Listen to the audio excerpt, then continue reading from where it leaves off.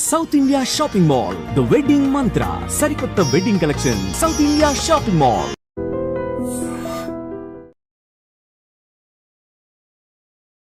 Hi hello నమస్తే, welcome back to our channel. నేను మీ వైషు. ఆమెకి 42, ఆయనకి 28. ఏంటి ఒక స్టోరీ అనుకుంటున్నారా? సినిమా కాదు, నిజ జీవితంలోనే ఇలాంటి ఒక ఘటన జరిగింది. ఆవిడకి ఆల్రెడీ 3 పిల్లలు ఉన్నప్పటికీ అతన్ని ప్రేమించింది. వాళ్ళిద్దరూ పెళ్లి చేసుకోవాలనుకున్నారు. వాళ్ళ ఇంట్లోంచి పంపించేశారు. బయటకు వెళ్ళి పెళ్లి చేసుకున్నారు. మనస్పర్ధలు వచ్చాయి. ఆవిడ ఆత్మహత్య చేసుకుంది. 3 రోజులు ఆ శవంతో పాటు ఉండి ఆయన కూడా ఆత్మహత్య చేసుకున్నాడు. ఇప్పుడు వాళ్ళ పేరెంట్స్ పరిస్థితి ఏంటి? ఆ విషయాన్ని అసలు సమాజం ఎలా చూడాలి? ఎక్కడికి వెళ్తుంది సమాజం? దీని గురించి మనం అసలు ఏం మాట్లాడుకోగలం? ఈ విషయాలన్నీ మాట్లాడడానికి ఈరోజు నాతో పాటు అడ్వకేట్ ఎడ్విన్ కేదాసి గారు ఉన్నారు. సార్తో మాట్లాడదాం. Hello sir. హలో అమ్మా, good evening. Good evening sir. ఎలా ఉన్నారమ్మా? బాగున్నాను సార్, మీరు బాగున్నారా? బాగుంది. ఓకే. ఈ సిచ్యువేషన్ని బాధాకరం. ఓకే, ఆ తండ్రి రోదన ఎంత గట్టిగా వినిపిస్తుందో అందరికీ అంత బాధాకరంగా ఉంది. కానీ అసలు ఎలా చూడాలి సార్ ఇప్పుడు ఈ సిచ్యువేషన్ని? ఏం నేర్పిస్తాం ఇప్పుడు దీని నుంచి? వైషు, సార్ దెస్ అ సేయింగ్ అమ్మా, ఓకే ప్రేమ గుడ్డిది అని. రైట్. కానీ మరీ ఇంత గుడ్డిది, లేకపోతే మరీ ఇంత అసలు అంటే ఇంత బ్లైండ్ కావాల్సిన అవసరం లేదనిపిస్తుందమ్మా. వాళ్ళ ఫాదర్ చెప్పేదాన్ని వింటే ఏమంటున్నాడు, వాళ్ళిద్దరికి ఇంటరాక్షన్ ఇక్కడ స్టార్ట్ అయింది, ఇన్స్టాగ్రామ్లో స్టార్ట్ అయింది. దెన్ అంటే అది అంత డెసిషన్ తీసుకోవాల్సినంత నెసెసిటీ ఏముంది అక్కడ? ఇప్పుడు ఎనీవే అదొక లివ్ ఇన్ రిలేషన్షిప్. ఓకే. ఎందుకు అంటే ఈ పద్మ అన్న ఆవిడ ఆమె భర్త నుంచి డైవర్స్ తీసుకోలేదు. రైట్. అది కాకుండా దాని మీదకి వెళ్ళి తనకు 3 పిల్లలు ఉన్నారు. ఇప్పుడు తన సుఖము లేకపోతే తన స్వార్థం తను చూసుకుంది, తనతోటి ఎలోప్ అయింది, వచ్చేసింది. దట్టు లీగల్గా ఎట్లాంటి దానికి డివోర్స్ తీసుకోలేదు, లీగల్గా దానికి ఎట్లాంటి బైండింగ్ లేదు వాళ్ళిద్దరు రిలేషన్షిప్కి. అట్లాంటప్పుడు 3 పిల్లల్ని విడిచిపెట్టేసి వచ్చేసి నీ బాయ్ ఫ్రెండ్ తోటి వచ్చేసి నువ్వు వేరే కాపురం పెట్టేసి ఉండటంలో దాన్ని మనం ఎట్లా అర్థం చేసుకుంటాము? ఏం అర్థం చేసుకుందాము? లేకపోతే సొసైటీకి మనం ఏమి మెసేజ్ ఇస్తున్నాము? అంటే మేము చేసేది రైట్ అనా, లేకపోతే ప్రేమ గుడ్డిదానా, లేకపోతే కామం గుడ్డిదా, లేకపోతే మోహం గుడ్డిదా, లేకపోతే వాంఛ గుడ్డిదా? What is blind here? Exactly. Instagram పరిచయం తోటి భర్తను విడిచిపెట్టేసి నువ్వు పెళ్లి అగ్ని సాక్షిగా, నువ్వు సప్తపది సాక్షిగా నువ్వు ఒక భర్తను పెళ్లి చేసుకొని భర్తతోటి 3 పిల్లల్ని కానీ ఈ రోజు నువ్వు ఒక బాయ్ ఫ్రెండ్ కొరకు నువ్వు భర్తను విడిచిపెట్టి సమాజాన్ని విడిచిపెట్టి సొసైటీని ఎట్లా నేను ఫేస్ చేయాలనే నీకు ఆ మాత్రం నీకు ఎట్లాంటి ఇన్హిబిషన్స్, ఇంగిత జ్ఞానం లేకుండా నువ్వు ఒక బాయ్ ఫ్రెండ్ తోటి నువ్వు ఎలోప్ అయిపోయి వచ్చేసి 3 పిల్లల మీద ఏం ట్రామా ఉంటుందమ్మా? మెంటల్ ట్రామా ఏముంటుంది? అది at the end of the day పిల్లలు ఎట్లా రిసీవ్ చేసుకోగలరు? ఇప్పుడు స్కూల్కి వెళ్తే స్కూల్లో తల్లిని మీ తల్లి ఫలానోడితో లేచిపోయింది అంటారు, మీ తల్లి తండ్రిని విడిచిపెట్టిపోయింది అంటారు, లేకపోతే మీ అమ్మ ఎటుపోయిందిరా అంటారు. అవునా కాదు? మీ అమ్మ ఎదురా న్యాచురల్గా అడుగుతారు, చుట్టుపక్కల వాళ్ళకి తెలిసిపోతుంది. ఇప్పుడు మొక్కై వంగంది మ్రానై వంగను అన్నట్టు, వంగదు అన్నట్టు. ఇప్పుడు ఒకవేళ హస్బెండ్ ఇనిషియల్ స్టేజెస్లో చూసుంటే ఏమన్నా కంట్రోల్ చేసేవాడేమో. కానీ ఇప్పుడు సొసైటీ కానీ లేకపోతే లా కానీ ఏమంటుంది? ఎక్స్ట్రా మ్యారిటల్ అఫైర్స్ తప్పు కాదంటుంది లా, జ్యుడిషియరీ. ఎక్స్ట్రా మ్యారిటల్ అఫైర్స్ తప్పు కాదంటుంది, లివ్ ఇన్ రిలేషన్షిప్స్ తప్పు కాదంటుంది, ఎక్స్ట్రా మ్యారిటల్ అఫైర్లో పుట్టిన పిల్లోళ్ళను కూడా హస్బెండ్ చూసుకోవాలని అంటుంది. అంత లీగల్ పవర్ వచ్చినప్పుడు ఇంకా ఎందుకు చేయాలమ్మా ఇవన్నీ? ఇప్పుడు లీగల్గా దాన్ని కంట్రోల్ చేయాలా? లీగల్గా కంట్రోల్ చేయలేని పరిస్థితికి వచ్చింది. ఇప్పుడు భర్త పోలీస్ స్టేషన్కి వెళ్ళినాడు అనుకో, భర్త పోలీస్ స్టేషన్కి వెళ్ళి పోలీసులకు చెప్తే కూడా ఏమంటాడు? నీ భార్యను నువ్వు కంట్రోల్ పెట్టుకోలేవు, నువ్వు వచ్చేసి మాకేం చెప్తున్నావురా, మాకెందుకు కంప్లైంట్ చేస్తున్నావు? అది మీ ఇద్దరి మధ్య జరిగింది, నువ్వు నీ భార్య నువ్వు అదుపులో పెట్టుకోవాలి, లేకపోతే నువ్వు కరెక్ట్ ఉంటే నీ భార్య అసలు ఇట్లాంటిది ఎందుకు చేస్తాడు అని చెప్పేసి తన మీద ఒక స్టిగ్మా వస్తుంది మా హస్బెండ్ మీద. ఇప్పుడు తను మోజులోనో తన వ్యామోహంలోనో పడి బాయ్ ఫ్రెండ్ తోటి వెళ్ళిపోయింది, సురేష్ తోటి వెళ్ళిపోయింది పద్మ. కానీ at the end of the day జరిగింది ఏంటమ్మా? ఇప్పుడు వీళ్ళు లివ్ ఇన్ రిలేషన్షిప్లో వాళ్ళు ఏమన్నా కలిసి కంటిన్యూస్గా హ్యాపీగా ఉన్నారా? ఏమన్నా హ్యాపీగా బ్రతికినారా? ఏం జరిగింది చెప్పండి? ఇప్పుడు సొసైటీలో ఇట్లాంటి ఎక్స్ట్రా మ్యారిటల్ అఫైర్స్ అన్ని ఇదే ఎండ్ అని చెప్పేసి చెప్పకనే చెప్తున్నారు కదా.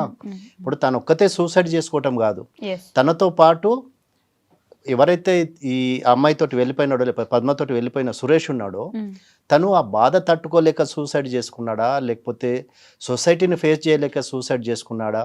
ఇప్పుడు మనకు దాంట్లో మనము విన్నది లేకపోతే మనకు తెలిసింది ఏంటంటే ఇరు పక్షాల వాళ్ళు పోలీస్ కంప్లైంట్స్ చేసుకున్నారు అన్నారు. రైట్. అంటే వీళ్ళు పెట్టే టార్చర్ తట్టుకోలేక నా భార్య సూసైడ్ చేసుకుంది లేకపోతే నా కూతురు సూసైడ్ చేసుకుంది అని చెప్పేసి పద్మ వాళ్ళ ఫ్యామిలీ వాళ్ళు చేస్తుండొచ్చు.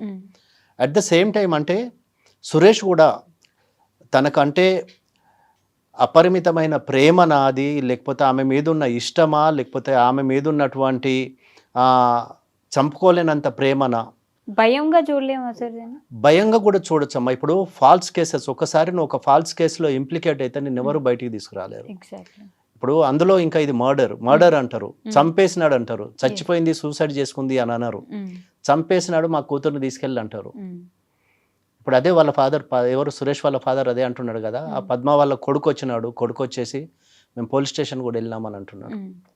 సో అంటే పిల్లల మీద ఎంత ట్రామా ఉంటుందమ్మా. ఇప్పుడు హస్బెండ్ ట్రామా ఎంత ఉంటుంది, అది one side of the story. ఇంకొక సైడ్ ఆఫ్ ద స్టోరీ ఏంటి, సురేష్ వాళ్ళ parents, he's the only bread winner అట ఫర్ ద ఫ్యామిలీ. వాళ్ళ father is an auto driver. ఇప్పుడు ఒక చిన్న పిల్లోడిని కానీ వాడిని అంత పెద్ద కొడుకుని చేయాలంటే ఎంత ఎఫర్ట్స్ పెట్టి ఉండాలి. ఆటో నడుపుకుంటూ ఒక కొడుకుని అంత పెంచి పెద్దగా చేసేసి వాళ్ళకు సొసైటీ యాక్సెప్ట్ చేయదు, లేకపోతే సొసైటీలో నేను ఫేస్ చేయలేను, లేకపోతే నేను వీళ్ళని ఇంటి దగ్గర ఉంచుకోలేను అని చెప్పేసి తను బయటికి పంపించేసినాడు. కానీ అదే వాళ్ళ పాలిట యమపాశం లాగా తయారైంది కదమ్మా. ఇప్పుడు తను మంచికో చెడుకో చెప్పినాడు, నేను సొసైటీని ఫేస్ చేయలేను, లేకపోతే పోలీస్ కేసులలో నేను తిరగలేను, పోలీస్ స్టేషన్లో వెళ్ళి కూడా చెప్పాడు ఇట్లా జరిగింది, నేను దీన్ని యాక్సెప్ట్ చేయట్లేదు కాబట్టి నాకు దీంట్లో సంబంధం లేదని చెప్పేసి తను హ్యాండ్స్ ఆఫ్ చేసినాడు. కానీ అక్కడ జరిగింది ఏంటి, చనిపోయింది తను. ఏంటి, సొసైటీకి భయపడి చనిపోయిందా, లేకపోతే ఆమె మీద మెంటల్ ప్రెషర్ పెరిగిందా, లేకపోతే ఏం పెరిగింది అనేది. ఒక ప్రిషియస్ 2 లైఫ్స్ అయితే పోయినాయి కదమ్మా. ఇప్పుడు ఇద్దరు ప్రిషియస్ లైఫ్స్ అయితే చనిపోయినారు, ఇద్దరు చనిపోయినారు.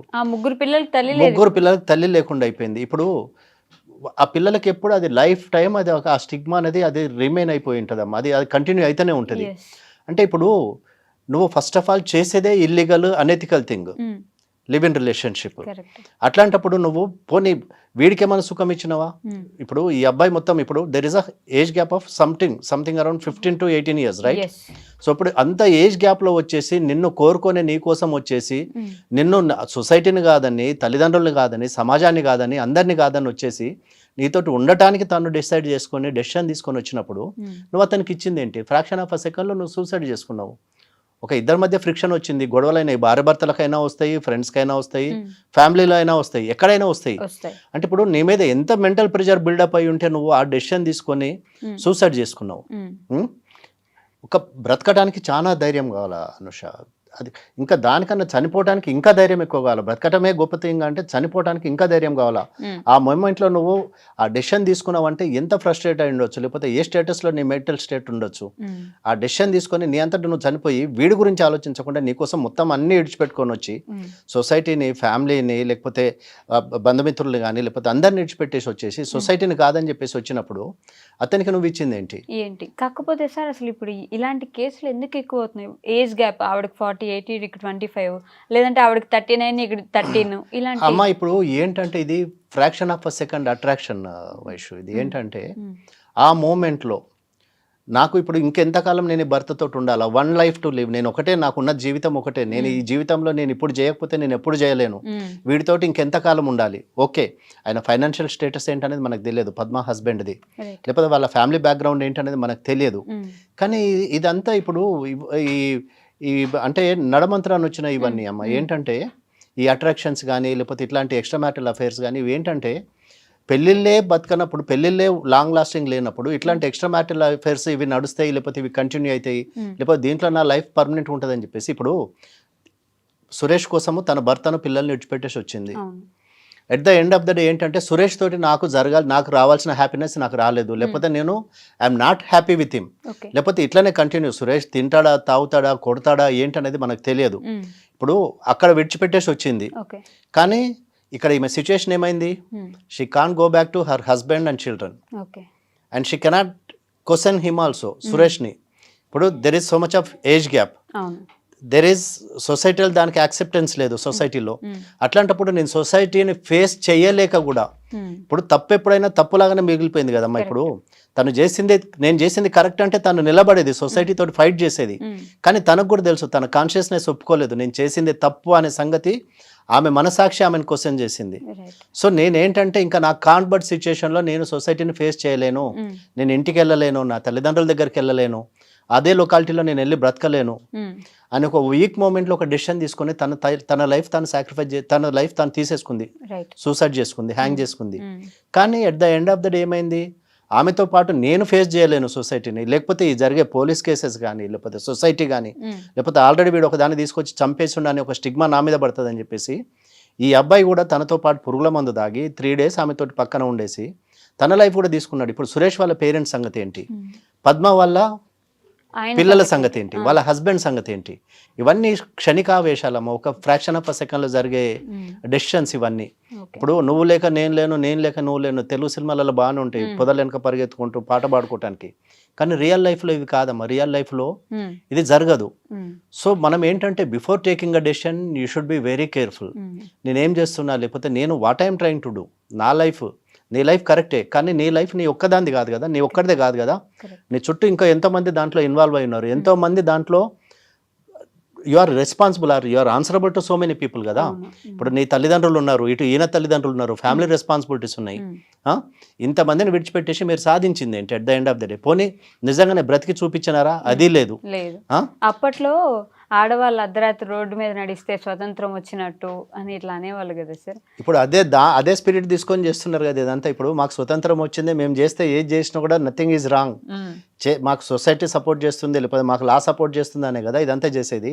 ఇప్పుడు ఆ సొసైటీ భయం ఉంటే, లేకపోతే అదే హస్బెండ్ భయం ఉంటే, అదే తల్లిదండ్రుల భయం ఉంటే ఈ డెసిషన్ తీసుకోదు కదమ్మా. ఇప్పుడు నువ్వు లివ్ ఇన్ రిలేషన్షిప్లో ఉన్నావు, nobody is going to question you కదా. ఎక్స్ట్రా మ్యారిటల్ అఫైర్స్ తప్పు కాదని చెప్పి సుప్రీంకోర్టు అంటా ఉంది, extra marital affairs live in relationships తప్పు కాదని అంటనే ఉంది. ఎందుకని లా మరి అంత ఓపెన్ అయిపోయింది అంటారు సార్? అంటే ఇప్పుడు లా అసలు దాన్ని అంటే ఎందుకు ఇంత ఎక్స్ట్రీమ్ ఎండ్లో దేనికి అంటే నువ్వు చేసేది ప్రతి ఒక్కటి రైట్ అని చెప్పేసి సపోర్ట్ చేయాల్సినంత నెసిటీ కనపట్టలేదమ్మా. ఏంటంటే విపరీత ధోరణులకు పోతా ఉంది ఇది. ఇప్పుడు ఈ లా డెసిషన్స్ ఏవైతే తీసుకుంటున్నారో, ఏదైతే జడ్జిమెంట్స్ పాస్ అవుతున్నాయో, లేకపోతే ఎక్స్ట్రా మ్యారిటల్స్ని ఎప్పుడైతే వీళ్ళు ఎంకరేజ్ చేయడం స్టార్ట్ చేసినారో విపరీత ధోరణులు పెరిగినాయి. ఏంటంటే తప్పుగా అన్నప్పుడు మేము చేయడంలో తప్పేముంది, మమ్మల్ని ఎవరు క్వశ్చన్ చేసేవాడు ఉన్నాడు, we are not answerable to anybody. నాకు ఇష్టమైతే ఇష్టం లేకపోతే ఉండను, నువ్వెవడు నన్ను అడగటానికి అనే ఒక క్వశ్చనింగ్ ఇదికి వచ్చింది. ఏంటంటే మేము ఎక్కడ పోయినా కూడా మేము చేసేది రైటే, తప్పు కానప్పుడు నువ్వెవడు నన్ను అడగటానికి. అవునరా భయ్, నీతో ఉండడం నాకు ఇష్టం లేదు, నీకంటే వాడు అందంగా ఉన్నాడు, లేకపోతే నీకన్నా యంగ్ అని చెప్పేసి హస్బెండ్ తోటి కొట్లాడుకొని వచ్చేసి ఉండొచ్చు ఇంట్లో నుంచి బయటికి. కానీ ఏం చేసినావు నువ్వు, ఏం సాధించినావు? ప్రాణం పోయింది. ఇప్పుడు అదే భర్తతో ఉంటే ఇంకో 10 సంవత్సరాలు 20 సంవత్సరాలు బ్రతికేదాన్ని కావచ్చు, పిల్ల కొడుకుల కూతుర్ల పెళ్ళిళ్ళు అయ్యేది కావచ్చు. ఇప్పుడు ఒక అమ్మాయి ఉంది అనుకో, అదే ఫ్యామిలీలో ఒక అమ్మాయి ఉంది, ఇది అది చచ్చిపోయిన పద్మకి ఒక కూతురు ఉంది. ఇప్పుడు ఆ కూతురుకి పెళ్లి కావాలంటే ఏంటి పరిస్థితి ఏంటి? వీళ్ళమ్మ ఇట్లా ఎలోప్ అయిపోయింది, సూసైడ్ చేసుకుందని చెప్పేసి ఆ స్టిగ్మా అయితే మిగిలిపోతుంది కదా, for ever that will remain కదా. సో ఇప్పుడు బిఫోర్ అంటే ఇట్లాంటి హేస్టీ డెసిషన్స్ ఇట్లాంటి చేసుకోకముందు, ఇట్లాంటి డెసిషన్స్లోకి దిగకముందు, లేకపోతే ఇట్లాంటి డెసిషన్స్ తీసుకోకముందు you have to think twice. అంటే what I'm going to get, అదొక క్షణికావేశము లేకపోతే క్షణికానందం అంతే కదమ్మా. ఇప్పుడు అంతేగాని నీ లైఫ్ తీసుకున్నంత లైఫ్ అండ్ డెత్ క్వశ్చన్ అయితే కాదు కదా. సురేష్, ఇప్పుడు నీకు ఆల్రెడీ ఒక భర్త ఉన్నాడు, 3 పిల్లలు ఉన్నారు. సురేష్ లాంటి వాళ్ళు ఇంకా 10 మంది వస్తారు. ఇప్పుడు రేపు ఒకవేళ నువ్వు బ్రతుకున్నావు అనుకో, సురేష్ కన్నా మంచోడు దొరికితే నువ్వు సురేష్ తోటి కూడా వెళ్ళిపోవచ్చు కదా, సురేష్ని విడిచిపెట్టేసి ఇంకొంతోటి కూడా వెళ్ళిపోవచ్చు కదా. ఇప్పుడు ఒక్కరిని చేంజ్ చేయడానికే నీకు ప్రాబ్లమ్. ఒకరిని చేంజ్ చేసిన తర్వాత ఇంకెంతమందితోటి నువ్వు అఫేర్ పెట్టుకున్నా, లేకపోతే ఎంతమందితో ఏం చేసినా కూడా there is nobody to question you కదా. సో వేర్ వీఆర్ హెడింగ్ అనేది అది మనం ఆలోచించాలమ్మా. ఒకటి ఇట్లాంటి డెసిషన్ తీసుకునే ముందు you have to be very careful and very cautious. అంటే నీ లైఫ్ నీదే అమ్మ, కాదన్నాను, కానీ you are answerable to so many people. ఇప్పుడు నీ ఒక్కదాంది. ఇప్పుడు if she's a unmarried woman, ఈ అబ్బాయి కూడా అన్మ్యారీడ్ ఉన్నాడు, ఓకే మీరు వెళ్ళిపోయినారు, nobody bothers or no body questions, light bye అంటారు. కానీ ఇక్కడ ఇట్లా అది కాదు కదా సిచ్యుయేషన్. తనకు ఒక భర్త ఉన్నాడు, 3 పిల్లలు ఉన్నారు, and she has an taken divorce from her husband, legally wedded wife ఆమె. అట్లాంటప్పుడు సొసైటల్ బాండ్స్ లేకపోతే సొసైటల్ నామ్స్ కూడా ఉంటాయి కదా. అంటే we are living in a society కదా, మనం ఒక్కడివి అడవిలో జంతువులం కాదు కదా మనము. వీఆర్ లివింగ్ ఇన్ 4 walls, లేకపోతే we are living in particular society, ఆ సిస్టంలో బతుకుతున్నాము. సో సిస్టమ్కి కొన్ని నామ్స్ ఉంటాయి, కొన్ని పద్ధతులు ఉంటాయి, లేకపోతే కొంత we have to adopt certain things. అవి లేకుండా నేను ఇట్లనే బ్రతుకుతాను, నేను ఇట్లనే చేస్తాను, నేను చెప్పేది రైట్ అంటే ఎండ్ రిజల్ట్స్ ఇట్లనే ఉంటాయమ్మా. ఏంటంటే you are unable to face the society unable to face the children, unable to face the Family. husband, unable to face the family. Right. So ఏమైంది at the end of the day నీ life నువ్వు తీసుకున్నావు అంతే తప్ప ఏమైంది, ఏం loss ఏం కాదు సొసైటీకి. కానీ ఒక రాంగ్ ట్రెండ్ అయితే సెట్ చేసిపోయినావు కదా. కరెక్ట్. ఇప్పుడు యూపీలో నార్త్లో ఇక్కడనే జరిగింది, సేమ్ జరిగింది. హస్బెండ్ ఉండగా 3 పిల్లలు ఉండగా ఆమెకి వేరే ఒక బాయ్ ఫ్రెండ్ పెట్టుకొని రిలేషన్షిప్ మెయింటైన్ చేస్తూ ఉంది. హస్బెండ్ ఏం చేసిండు, 1 ఫైవ్ డే వీళ్ళిద్దరిని రెడ్ హ్యాండెడ్గా పట్టుకున్నాడు, పోలీస్ స్టేషన్ తీసుకెళ్ళిండు.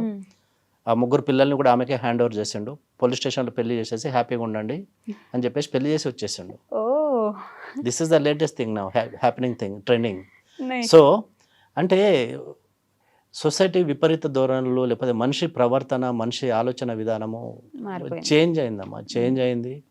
దెన్ ఇంకేం చూడాల్సి వస్తుందో తెలియదు. ఇప్పుడు ఇవాళ ఇది ఇక్కడికే ఆగినాము, ఇవాళ ఇది అయిపోయింది అనుకుందాము, but tomorrow it's going to be something surprising again. Yeah. So we should condemn this అమ్మా, డెఫినెట్లీ.